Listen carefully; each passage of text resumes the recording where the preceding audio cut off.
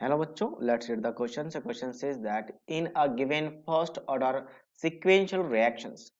A that is converting to B where the rate constant is K1 and B is converting to C the rate constant is K2 and C is converting to D the rate constant is K3.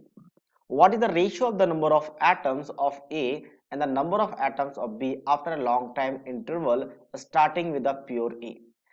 Value of K1 is given ln2 by 200, 1200 and the K2 is given ln2 by 30 basically, and four option is given. We have to select the right one. So questions में एक sequential reactions है, sequential reactions एक दूसरे पर dependable होगा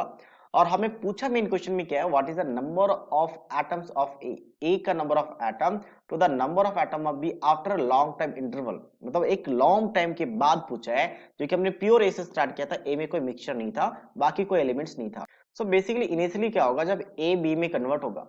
तो rate of reaction काफी fast रहेगा इनिशियल केस में, शुरू में, क्योंकि हमें पता है कि फर्स्ट ऑर्डर रिएक्शंस अगर है तो फर्स्ट ऑर्डर रिएक्शंस कैसे लिखा जाता है, that r is equals to K1 A to the power 1। तो इनिशियल में कंसंट्रेशन बहुत ज्यादा रहेगा तो रेट ऑफ रिएक्शन फास्ट रहेगा, जैसे जैसे कंसंट्रेशन डिक्रीज होता जाएगा रेट ऑफ रिएक्शन भी स्लो होता जाएगा। और सेम वैसे ही जो बी कन्वर्ट हो रहा है तो बी से सी में कन्वर्ट होने के लिए हम यहाँ पे R1 कह लेते हैं, इसको R2 कह लेते हैं, तो ये क्या हो जाएगा आपका K2 हो जाएगा। अब K2 rate of reactions as compare to A थोड़ा स्लो रहेगा क्योंकि आपका जो B है वो A से ही बन रहा है,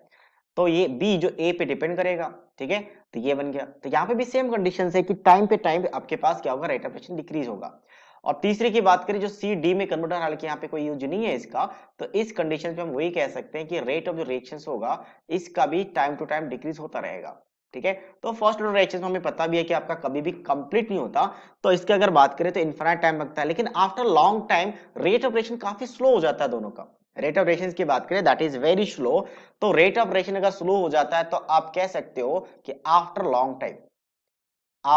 लॉन्ग टाइम जो रेट ऑफ रिएक्शंस होगा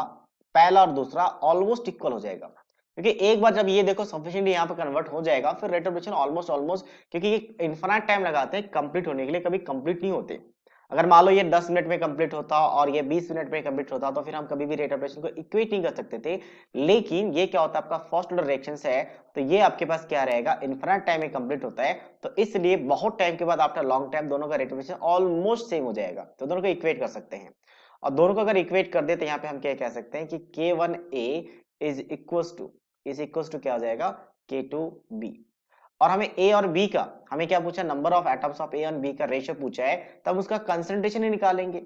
क्योंकि कंसंट्रेशन से क्या आ जाएगा नंबर ऑफ मोल्स और नंबर ऑफ मोल्स से क्या आ जाएगा नंबर ऑफ एटम, तो कंसंट्रेशन का ratio he number of moles का रेशियो हो जाएगा,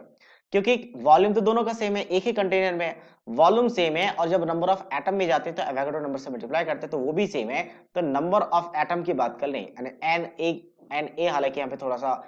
डाउट आ सकता है, तो इसको हम क्या करते हैं नंबर ऑफ एटम NO कर लेते हैं, number of atom A by number of atom of B, ये भी यही रहेगा, सेम ही वैल्यू रहेगी, ठीक है। और K2 की वैल्यू बात करें कितना, K2 ln ऑफ 2 बाय कितना आपका 330 है, और इसकी बात करें तो ये ln ऑफ 2 बाय 1200 है, तो ये तो कैंसिल आउट हो जाएगा, ये एक जीरो कैंसिल आउट और ये कैंसिल आउट होगा कितने टाइम्स, 40 टाइम्स, तो ये क्या आ जाएगा आपका 40 आ जाएगा, so that means option D is the right answer of this question. So I hope you understood it well. All the best.